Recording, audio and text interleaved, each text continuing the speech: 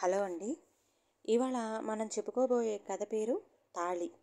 ఈ కథని రచించిన వారు ప్రకాష్ గారు. ఇక మనం కథలోకి వెళ్ళిపోతే సెలెక్టెడ్. ఆ మెసేజ్ చూడగానే ఆనందంతో ఎగిరి గంతేశాను.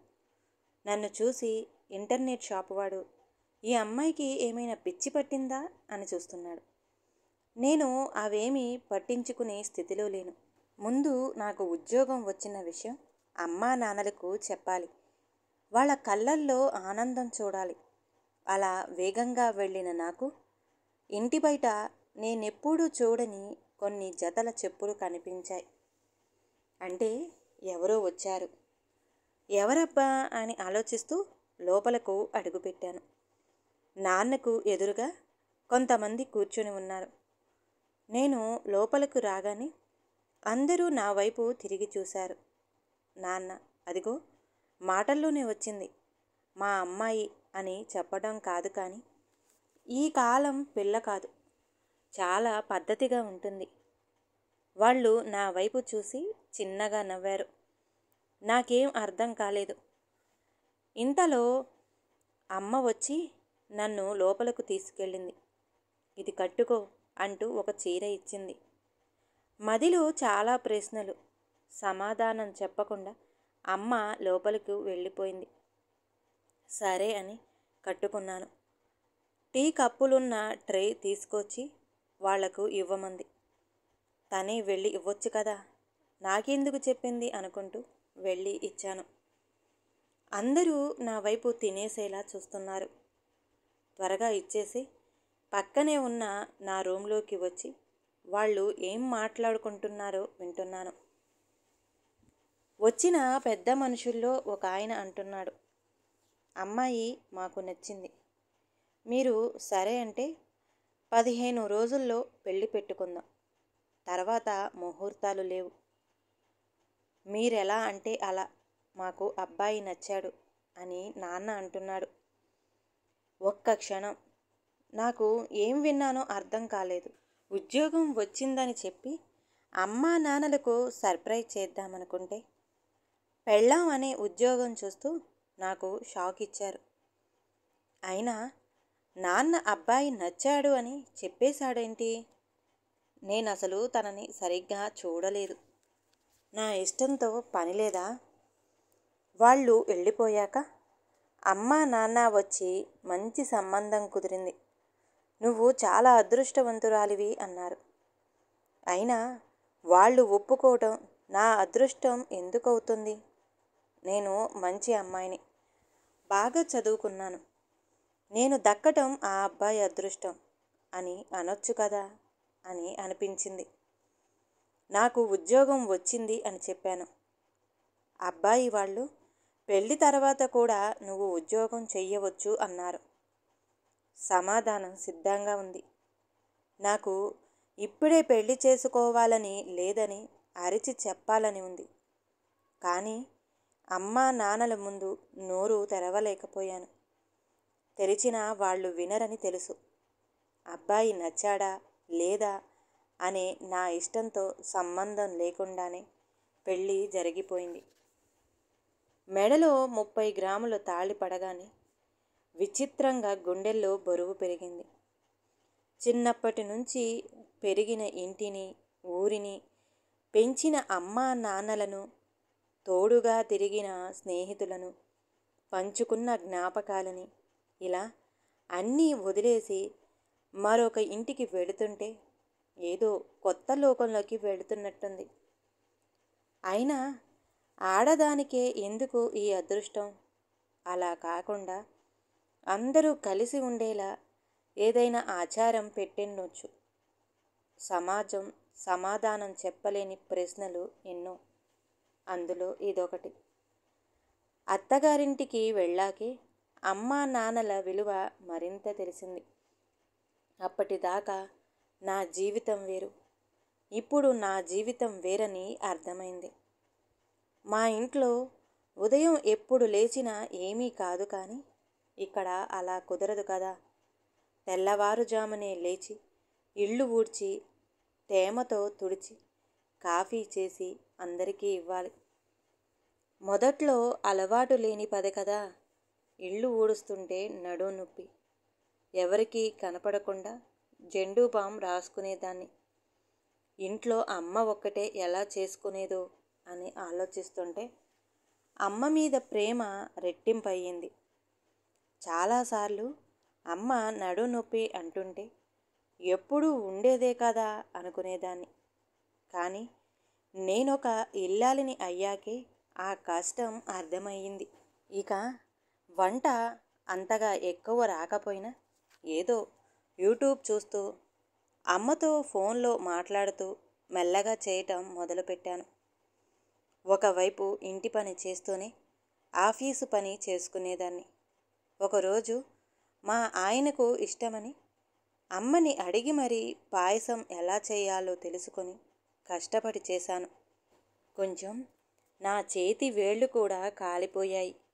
మళ్ళీ అందరికీ తెలిస్తే బాగుండదని ఆ గాయాలు కనపడకుండా దాచుకుంటూ అందరికీ కప్పుల్లో పాయసం వేసి ఇచ్చాను.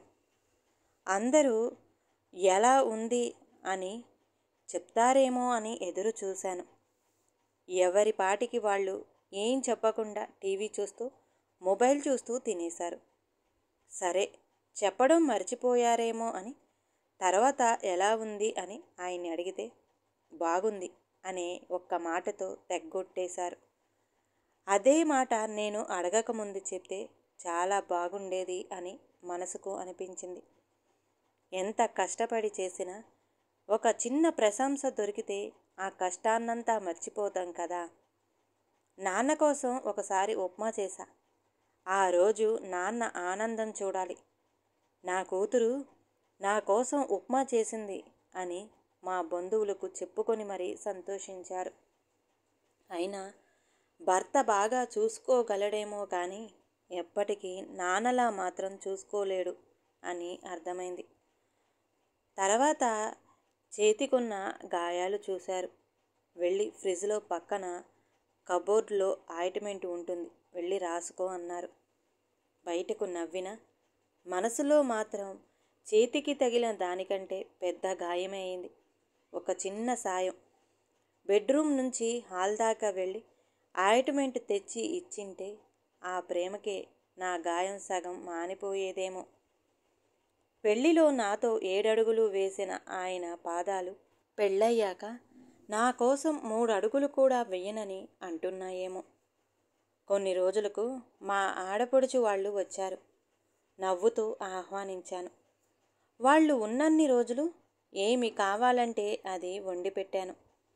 ఆఫీసు పని రాత్రుళ్ళు మేలుకొని చేసేదాన్ని.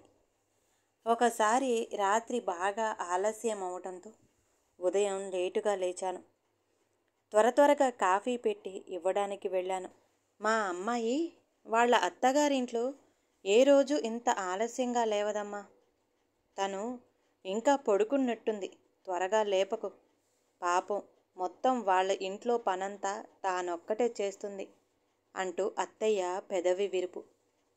కూతురు అత్తగారింట్లో కష్టపడుతుంది అని బాధపడే అత్తగారికి తన కళ్ళ ముందు కష్టపడుతున్న కోడలు కనిపించడం లేదా? ఒకసారి కోడలిని కూడా కూతురనుకొని చూడండి అత్తయ్య, నా కన్నీళ్లు కూడా కనిపిస్తాయి అని చెప్పాలనిపించింది. కానీ చెప్పలేను. రాత్రి ఆయనతో ఏదో చాలా చిన్న గొడవ జరిగింది. మరుసటి రోజుకు ఇద్దరం మర్చిపోతామనే అనుకుంటున్నాను. సరే అని వంటింట్లో వంట చేసుకుంటూ ఉంటే ఇంతలో అత్తగారు వచ్చారు. అబ్బాయి అంతా చెప్పాడు. మగాడు అన్నాక ఆ మాత్రం కోపం ఉంటుంది, నువ్వే సర్దుకొని పోవాలి అని హితబోధ చేసింది. నాకు కోపం, బాధ ఒకేసారి వచ్చాయి. భార్యాభర్తల మధ్య జరిగిన ప్రతి విషయం అమ్మకు చెప్పాలా? కొన్ని పంచుకునేవి ఉంటాయి, కొన్ని దాచుకునేవి ఉంటాయి. ఆ మాత్రం తెలీదా ఆయనకు? అడగలేను. అలా అడిగితే ఉద్యోగం చేస్తున్నావన్న పొగరు అనే కొత్త బిరుదు పొందాల్సి వస్తుంది. ఇక అత్తగారు నన్ను సర్దుకోమని చెప్పారు. అదే మాట కొడుకుతో చెప్పొచ్చు కదా. ఎందుకు ఎప్పుడు ఆడదే తగ్గాలి? మళ్ళీ సమాధానం లేని ప్రశ్న. ఒకరోజు ఆయన ఆఫీసు నుంచి ఆలస్యంగా వచ్చారు. ఆయన కోసం తినకుండా ఎదురు చూస్తున్నాను. వచ్చాడు. భోజనం పెట్టనా అని అడిగా. బయట తినేసి వచ్చా అని చెప్పి వెళ్ళి పడుకుండిపోయాడు. కనీసం ఒక్క మాట నువ్వు తిన్నావా అని అడిగితే ఎంత సంతోషపడిపోయేదాన్నో. ఏం చేయలేం, కొన్ని అంతే. ఇంకొక రోజు ఆయన అత్తయ్య మామయ్యలతో ఏదో మాట్లాడుతున్నారు. కొత్త వ్యాపారం గురించి అనుకుంటా. వెళ్ళి పక్కనే నిలబడ్డాను. నాకొక ఐడియా వచ్చింది. అదే చెప్పాను.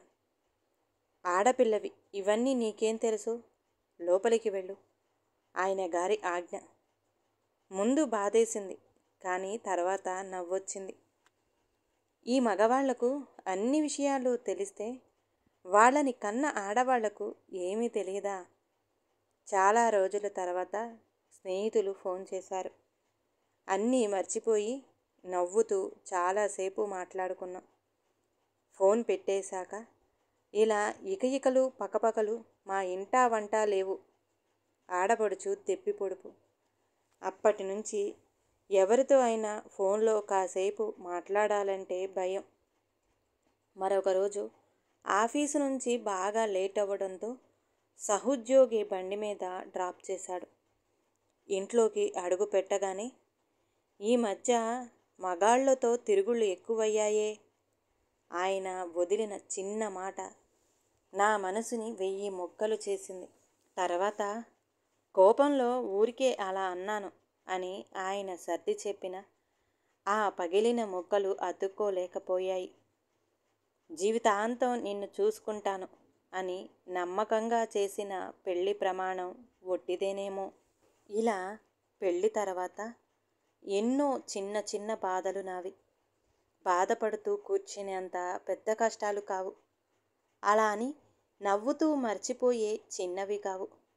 గట్టిగా నవ్వకూడదు, ఇష్టమైనవి చూడకూడదు, త్వరగా లేవాలి, అన్ని పనులు చేయాలి, మగ స్నేహితులు ఉండకూడదు, ఖాళీగా కూర్చోకూడదు, జీతం మొత్తం మొదటి రోజే ఆయనకు ఇచ్చేయాలి, ప్రతి పైసాకు లెక్క చెప్పాలి, ఇంట్లో ఉండాలి, ఇంటి విషయాల్లో తలదూర్చకూడదు. ఇలా ఎన్నో రూల్స్ అన్నీ పాటించాలి. అప్పటిదాకా తాళి అంటే గుండెల మీద బరువు మాత్రమే అనుకున్నా. కానీ కాదు, ఎవరికో నచ్చినట్టు సృష్టించిన ఇంకో జీవితాన్ని తెచ్చిపెట్టుకున్న అరువు. నిజమే, ఆడదాని జీవితం రైలు పట్టాలు లాంటిది. పెళ్ళికి ముందు జీవితం, పెళ్ళికి తర్వాత జీవితం రెండు పక్కపక్కనే ఉంటాయి, కానీ ఎప్పటికీ కలవు. ఇది నా కథ కాదు, నాలాగే ఉన్న ఎంతోమంది పెళ్ళైన ఆడవాళ్ల వ్యధ.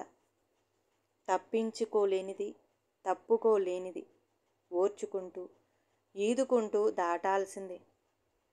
ఇంతకీ నా పేరు చెప్పలేదు కదా? ఆమని. ఉంటానండి. ఉదయం అయ్యింది. ఇల్లు ఊడ్చి వంట చేయాలి. బాయ్. ఈ కథ గనక నచ్చితే ప్లీజ్ లైక్ చేయండి. అలాగే ఛానల్ని సబ్స్క్రైబ్ చేసుకోవటం మాత్రం అసలు మర్చిపోమాకండి. మీ విలువైన అభిప్రాయాన్ని కామెంట్ బాక్స్లో కామెంట్ చేయండి. అందరికీ ధన్యవాదాలండి.